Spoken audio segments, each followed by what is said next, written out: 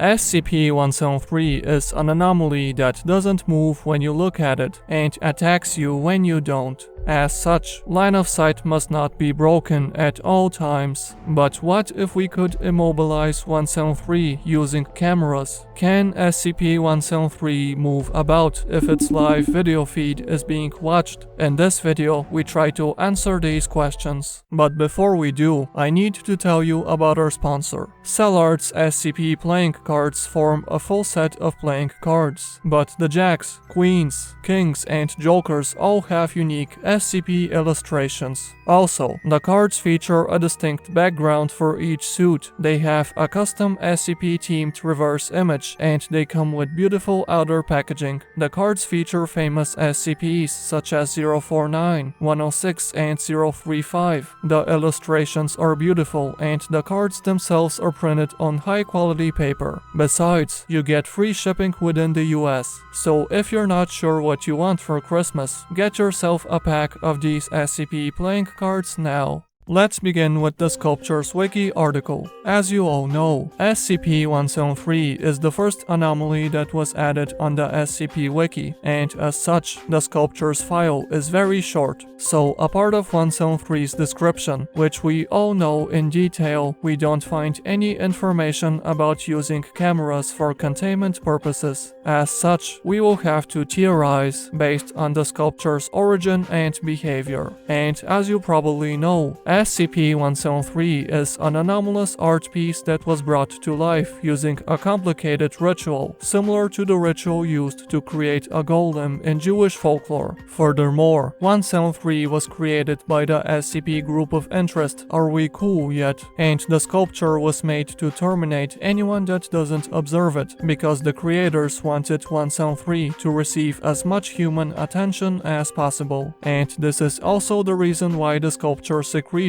the mysterious red liquid on the ground of its containment chamber, because SCP-173 wants people to come in and clean it, so that it can receive some human attention in the process. But following this logic, if we are looking at an SCP-173 picture, though indirectly, we are still giving the sculpture some human attention. So does this mean that looking at an old picture of the sculpture will immobilize SCP-173, regardless of where it is currently located? Well, unfortunately not, because old photographs of the sculpture have never been shown to affect the anomaly. So we will have to step things up and use video cameras instead.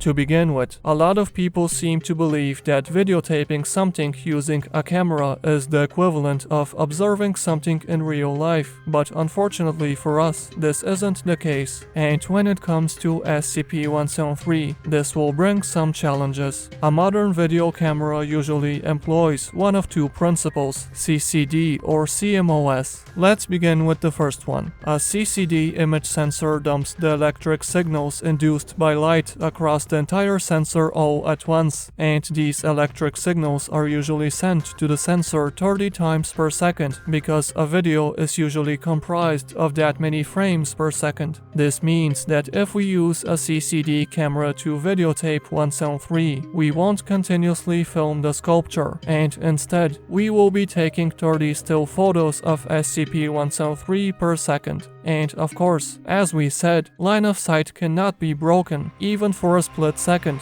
else 173 will move. Because of this, the sculpture should be able to move in between frames during the time when the sensor is not receiving visual data. And of course, SCP-173 can move very quickly, so these small gaps in between frames will be more than enough for the sculpture to reach ample speed. So clearly, using a CCD camera isn't a good idea, because this sensor won't continuously film the sculpture. So what about the other camera types? Will they work? Well, a CMOS sensor does constantly record, but it does so 1 pixel at a time. To clarify, a 1080p CMOS camera recording at 30 frames per second is cycling through all 2 million of its pixels in 1/30th of a second, scanning row by row, column by column, 1 pixel after another. This becomes apparent when we observe an airplane or a helicopter in motion, and we see this as something called the rolling shutter effect. So technically, CMOS cameras are actually observing things 100% of the time, but not everywhere. If we assume that observing a single pixel from SCP-173 is enough to stop the sculpture from moving, then a live stream should work.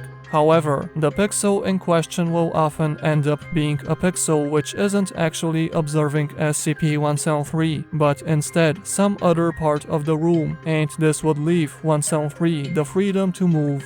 So is this it? We can't use video cameras for an SCP-173 containment because of technological limitations? Well, not necessarily, because these problems can be overcome, at the cost of added complexity, of course. So to counter this, the SCP Foundation would likely use dozens of cameras simultaneously, for example by synchronizing CCD cameras to account for the gaps, or by synchronizing CMOS cameras to ensure that out of all the pixels active at any given moment, there will be at least one that's focused on the sculpture. So as we see, even though video cameras aren't an ideal containment solution because they present their own challenges, continuously observing SCP-173 using multiple cameras is definitely possible. But of course, simply recording the sculpture and watching the video at a later date obviously won't work, just like an old picture of 173 doesn't do anything useful. So in order to have a chance at immobilizing the sculpture, we will have to live stream SCP-173's video feed to someone else. To begin with, let's quickly remind ourselves of the sculpture's behavior. SCP-173 attacks people when left out of sight because it wants to force people to observe it and receive as much human attention as possible. So following this logic, SCP-173 should not move while being watched using a live stream, but we must not forget that line of sight with the sculpture must not be broken at all times, not even for a split second, else 173 will move. And even though we can successfully capture a continuous video feed of 173, we will need to ensure that the people watching the live stream will also observe a continuous video. This is problematic because monitors do not display a continuous feed and instead have a refresh rate, for example 60 times per second. This means that using a single monitor will also lead to gaps, during which SCP-173 will likely move.